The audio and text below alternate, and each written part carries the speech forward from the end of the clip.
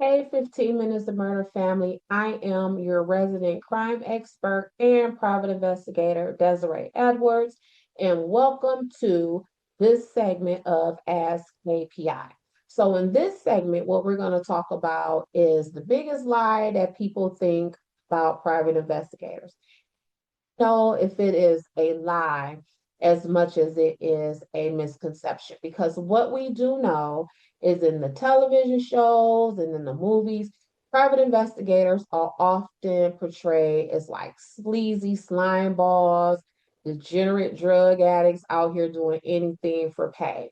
And as far as I am concerned, that is the furthest thing from the truth. So for me, I am a state licensed, insured, and bonded investigator. And in fact, my state license lists me as a professional investigator. So, I still use the term, well, the category of of private investigator, because people don't really understand what a professional investigator is, at least not in that initial shock of me knocking on the door, like, hey, I'm a professional investigator, right? If I say I'm a private investigator, they'll have a better understanding of what I am and the things that I do.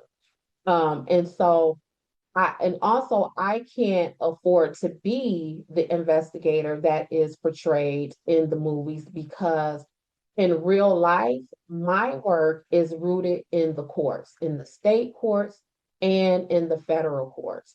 And I approach every single case that I work as having the potential of me being called to the stand to testify about not only my work product, but also my investigation strategy. Okay. And then also with that testimony, I am sometimes asked to provide testimony to either perjure or impeach an opposing witness.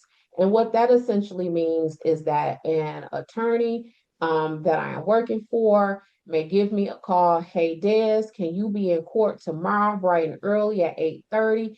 Because the witness yesterday, the one that you talked to, well, now they up on the stand saying the complete opposite of everything that you said that they told you. So now I have to go to court and provide that testimony, which becomes helpful because now that person's credibility has been destroyed. Um, and it is also very important that I am above board because these attorneys are depending on me to help maintain their reputation. And what I mean by that is attorneys are paid a hefty amount of money. To provide really sound legal advice. And how much egg do you think an attorney will have on their face if it turns out that their investigator, the one that they prefer, the one that they hire to help them defend their client, is out here in the streets working for them and doing some things that may be questionable, right? And so, what that will do, again, that word credibility, is it digs at their credibility, it damages the integrity of the case. And that word is going to trouble. They're going to say, man, I hired Desiree from Sunshine Investigations, and let me tell you what she did. And then now, what is that going to do for me? Now I am a whole lot less booked and busy than I am now, right? And who wants that? I definitely don't.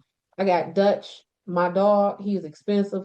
Y'all heard me talking about him. So I cannot afford to not be busy. Okay. Okay. But the opposite is also true, right? For me, I have a reputation. So I also can't engage with attorneys and clients that may leave me with egg on my face. And there are some attorneys who I do not work for, and they know I do not work for them because I've told them I'm not going to work for them.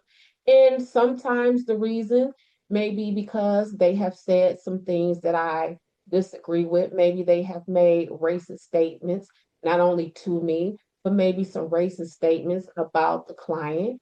And I don't want that. If you know anything about me, I don't play that game. And so I come from a world where my granny Barbara used to tell me all the time, I gotta work, but I ain't gotta work for you.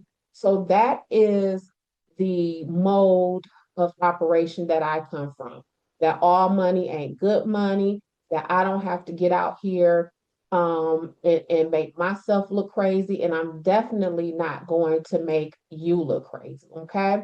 So with that being said, y'all, please don't be letting these TV shows and media and all that stuff have you thinking that investigators are people to avoid, that we sleazy and all that kind of stuff. And the truth of the matter is, a lot of us, maybe, I won't say all, but a lot of us, we are educated about that business and got some experience, honey.